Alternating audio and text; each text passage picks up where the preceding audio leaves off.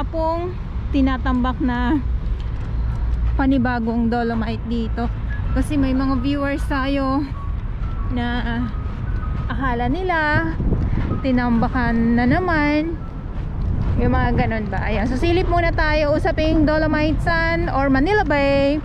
Syempre nandito pa din po yung ating mga Manila Bay Warriors, MMDA, DPS Mandaragat, doon po sila sa Manila Yacht Club. At ang ating Estero Rangers ng DNR. Wow!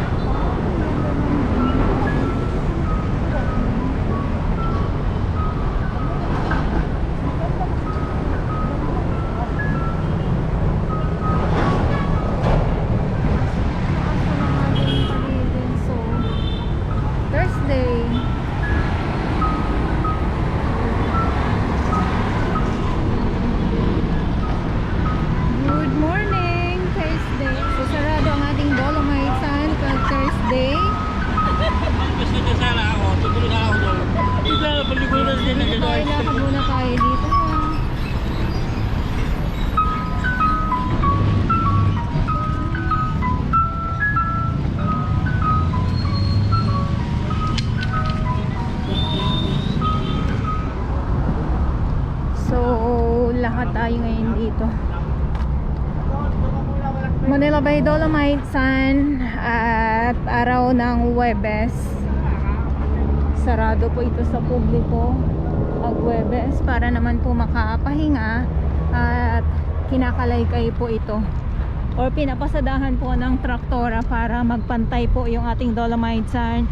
So wala pong tinatambak na panibagong Dolomite dito, kasi may mga viewers tayo na akala nila tinambakan na naman, yung mga ganun ba. Ayan, so silip muna tayo, usaping Dolomite Sun or Manila Bay. Syempre nandito pa din po yung ating mga Manila Bay Warriors, MMDA, DPS Mandaragat, doon po sila sa Manila Yacht Club. At ang ating Estero Rangers ng DNR. Wow! Ang ganda ng ang ganda ng kalangitan, ang dagat, hindi maalon, at yung ating view. So silip muna tayo. Ay, malimasag! Buhay pa ba to?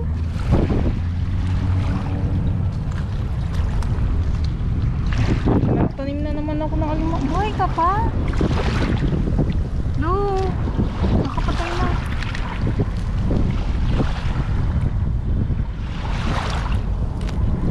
Ay, baka wala nang to. Baka wala na nga siyang kawawa naman.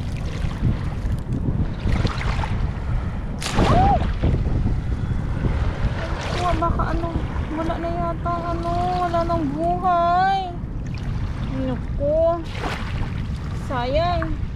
Pag ganito na tumatabi po yung ating mga lamang dagat, pag hindi makuha, ayan po ay mga nangangamoy po dito sa Manila Bay. So madami dito ngayon itong mga lumot, yung mga seaweeds, at itong na to itong alimasag, ang laki pa naman. So dito muna tayo, silip muna tayo. Napakalinis naman, napakaaliwalas naman tingnan ang ating dalampasigan.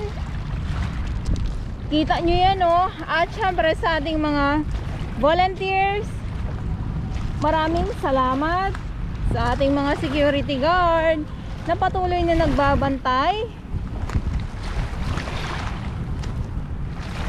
Grabe, may alimasag, kaya lang mga ngamoy yan pag wala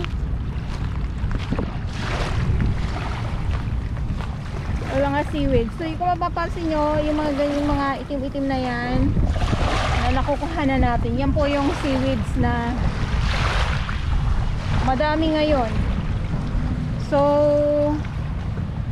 biglang kumulimlim yung ating gagawa or magpapatag ng Dolomite Sun, ay naghahanda na po sila ngayon dyan. At dito muna tayo, maglakad po muna tayo dito sa Dalampasigan at samahin niyo po ako. So far naman wala tayong nakikita dito sa laot na paparating na mga basura.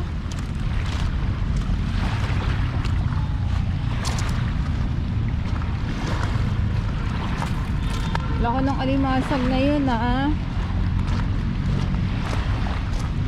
Ayan oh.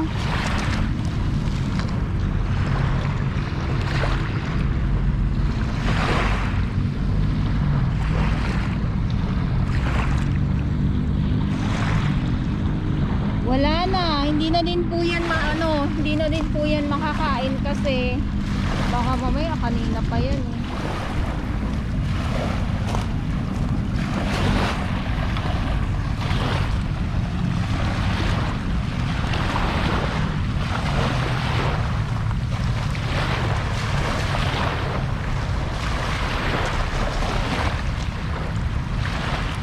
So seaweeds pa din at lumot.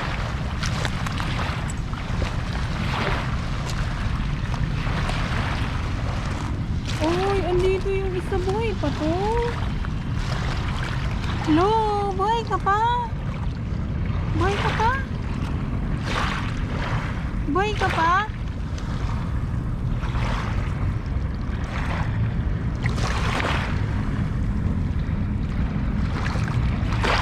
Ay.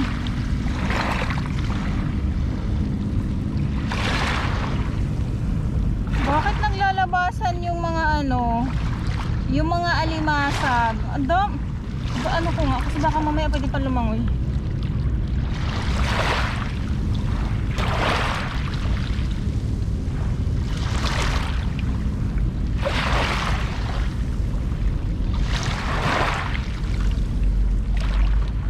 Ay, wala na. Hindi na din. Mga malalaking alimasag ngayon dito ah. So wala tayong makitang ito pa. Uy, nagsasampahan na sila talaga.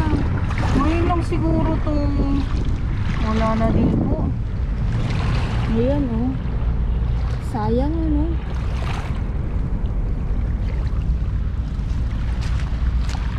Ito pa. Sayang yung mga alimasag. Parang dinadagsa sila ng ito pa. Parang dinadagsa sila ng hampas ng alon.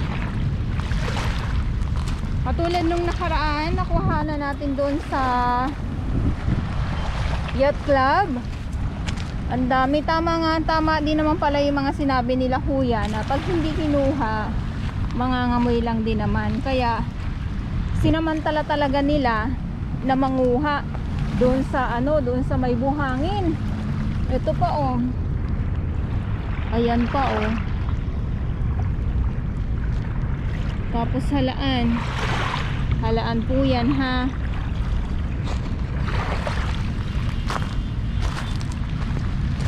Ayun na nga, so sinamantala doon sa may buhangin na kunin yung mga ang daming naganda, matay na lang.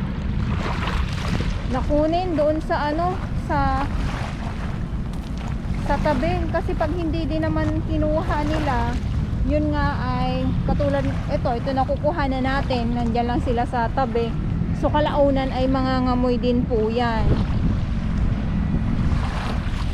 At nakakatuwa lang kasi kita nyo naman yan oh.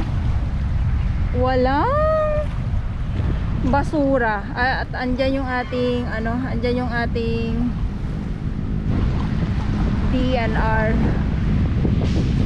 warrior. So sila yung naghahanda ngayon para sa pagpapatag ng dolomite. So ang linaw ng lakad muna tayo dito. Samahan niyo po ako sa aking paglalakad. Ang linaw ng dagat. Yun nga lang, ang nakikita natin dito sa Dalampasigan ay itong mga alimasag. Ayun oh. naku, biglang uminit na naman.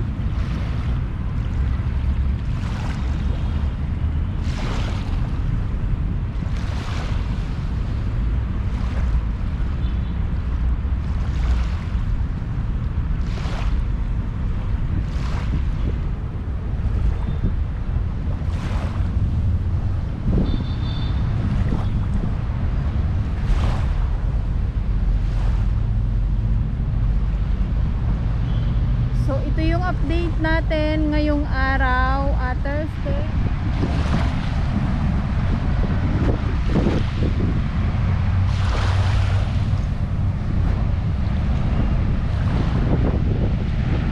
At sa mga baguhan, yes, welcome sa channel ni Miss Jolene Dorabels. Mahalin niyo po ako ng buong buo. Yun ay hindi galing sa ilong ng Singaw. Gather sa buwan. Nala yung mga isda nagtatalunan sa sa bangka nila kuya. Ayun oh. Bawal dito.